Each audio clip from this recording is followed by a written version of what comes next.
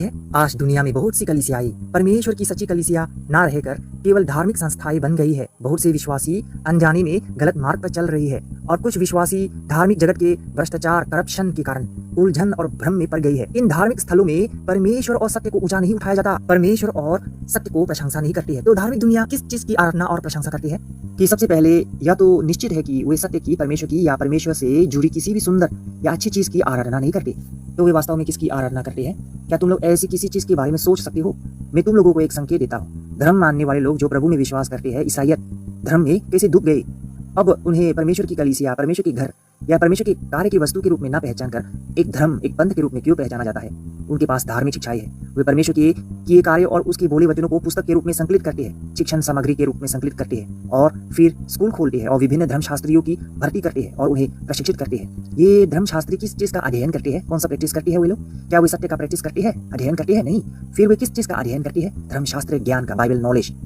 वे धर्मशास्त्र ज्ञान और सिद्धांतों का अध्ययन करते हैं, डॉक्ट्रिन का प्रैक्टिस करते हैं, जिनका परमेश्वर का कार्य या परमेश्वर द्वारा बोली गई सत्यों से कोई लेना देना नहीं है।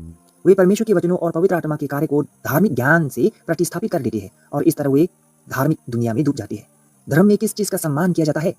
यदि तुम किसी कलीसिया में जाओ और कोई तुमसे पूछे कि तुम कितने समय से परमेश्वर में विश्वास करते हो और तुम कहो कि तुमने अभी अभी विश्वास करना शुरू किया है, तो वे तुम पर कोई ध्यान नहीं देंगे। लेकिन यदि तुम बाइबल लेकर जाते हो और कहो कि मैंने अभी अभी फिलहाल धर्मशास्त्रीय सेमिनरी से स्नातक किया है, बाइबल कॉलेज से डिग्री लिया हूँ, तो वे तुम्हें सम्मानपूर्वक स्थान ग्रहण करने के लिए वेलकम, आमंत्रित करेंगे। यदि तुम एक सामान्य विश्वासी हो तो जब तक कि तुम्हारी कोई खास सामाजिक हैसियत ना हो, वे तुमसे परेशान नहीं होंगे। यही है धार्मिक दुनिया। कलीसियाओं में जो लोग उपदेश देते हैं और जिनके पास रुतबा, पद, प्रतिष्ठा है, वे धर्मशास्त्रीय सेमिनरियों से धार्मिक ज्ञान और सिद्धांतों का प्रशिक्षण प्राप्त लोगों का एक समूह है और वे दरअसल ईसाई धर्म का मुख्य निकाय है। ईसाई धर्म ऐसे लोगों को मंच पर जाकर उपदेश देने, सुसमाचार फैलाने और हर जगह काम करने के लिए प्रशिक्षित करता है। उनका मानना है कि धर्मशास्त्र के इन छात्रों, उपदेशक, पादरियों और धर्मशास्त्रियों जैसी प्रतिभाओं की वजह से ही ईसाई धर्म का अब तक अस्तित्व में बने रहना सुनिश्चित हो सका है और यही लोग ईसाई धर्म के अस्तित्व का मूल्य और पूंजी बनते हैं। ये भूल गया कि सब कुछ परमेश्वर के हाथों में है।